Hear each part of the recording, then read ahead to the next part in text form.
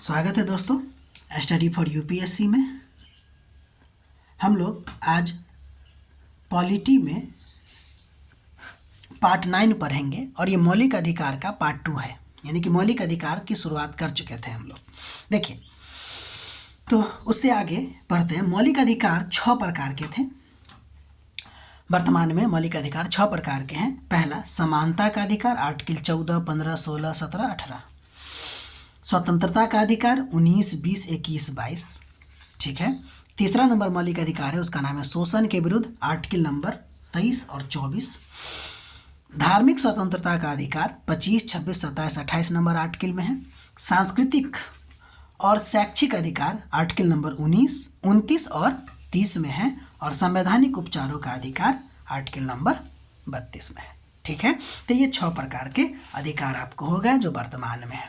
ध्यान दीजिएगा, मूल संविधान में 7 प्रकार के फंडामेंटल राइट थे, जिसको 44वां संविधान संशोधन के द्वारा हटा दिया गया। और वो कौन था? तो संपत्ति का अधिकार था। अब इसको मौलिक मतलब कि मौलिक अधिकार के श्रेणी से हटा के आपको आर्टिकल नंबर 301 में रख दिया गया है। अब ये कानूनी अधिकार बन गया है। ठीक है। ध्यान दीजिएगा, मौलिक अधिकार में जो संपत्ति का अधिकार था वो 2 आर्टिकल में दिखने को मिलता है। एक आर्टिकल नंबर 31 और एक आर्टिकल नंबर 19(1)(f) में। ठीक है। वो आपको स्वतंत्रता के अधिकार वाले श्रेणी में भी दिखता है। ठीक। तो अभी वर्तमान में कितने हैं? 6। और मूल संविधान में कितने थे? 7। अब हम लोग आगे बढ़ते हैं। अब हम लोग पढ़ने जा रहे हैं मतलब समानता का अधिकार। ठीक। देखिए, आर्टिकल नंबर 14 एक एक करके पढ़ेंगे सबके बारे में। तो आर्टिकल नंबर 14 की बात करते हैं। देखिए, राज्य या देश कह सकते हैं, राज्य भारत के क्षेत्र में किसी भी व्यक्ति को विधि के समानता यानी कि इक्वालिटी बिफोर लॉ या विधि के समान संरक्षण यानी कि इक्वल प्रोटेक्शन ऑफ लॉ से वंचित नहीं करेगा। साधारण शब्दों में कहें तो विधि के समक्ष समानता और विधियों के समान संरक्षण का चर्चा है आपको आर्टिकल नंबर 14 में। यानी समानता अनुच्छेद 14 में 2 तत्व हो गए, यानी कि अनुच्छेद 14 का 2 तत्व हो गया। एक आपको हो गया विधि के समक्ष समानता और एक हो गया विधि के समान संरक्षण।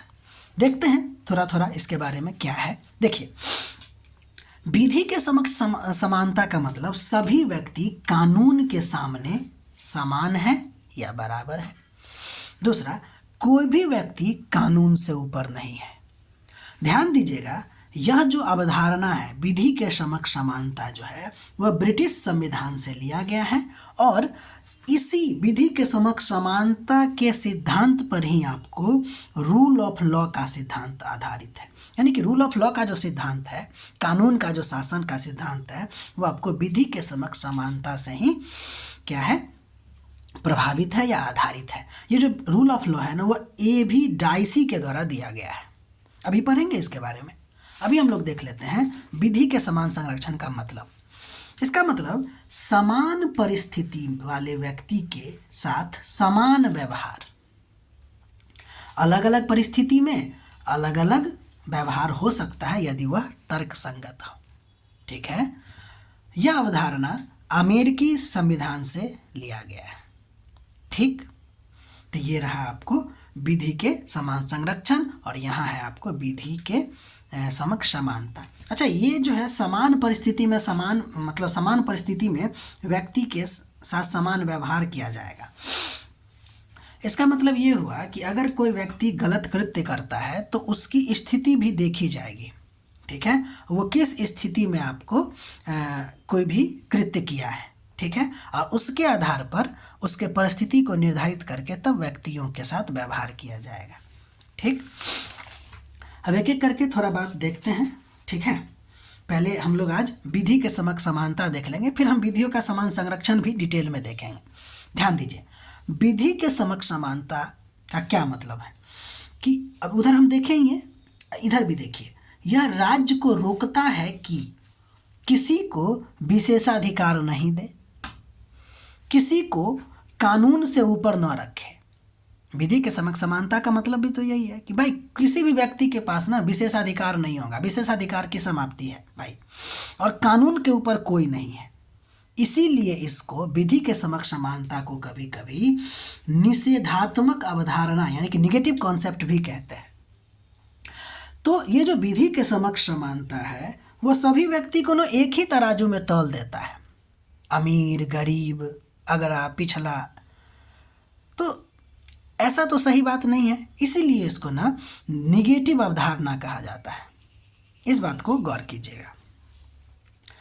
अब हम लोगों ने वहाँ पे देखा था कि विधि के समक्ष समानता पर ही आधारित है आपको कानून का शासन यानी कि रूल ऑफ लॉ। वही मतलब है कि कानून की सर्वोच्चता होगी। इसका तात्पर्य यह है कि सभी व्यक्ति कानून के अधीन हैं और कोई भी व्यक्ति कानून से ऊपर नहीं है। ठीक है, जितना आप ऊपर पद पे बढ़ते जाइएगा आपको पता चलेगा कि सबसे ऊपर कानून ही है, क्योंकि राष्ट्रपति यहाँ का सबसे बड़ा पद है और उसके ऊपर भी संविधान है। ठीक है ना, अर्थात कानून ही शासन है। Law is the king. Law is the king को लैटिन में लेक्स रेक्स कहा जाता है। ठीक है, यानी कि लेक्स रेक्स का मतलब क्या हो गया कि लॉ इज द किंग, यानी कि रूल ऑफ लॉ का मतलब हुआ कि कानून ही शासन है, रेक्स लेक्स।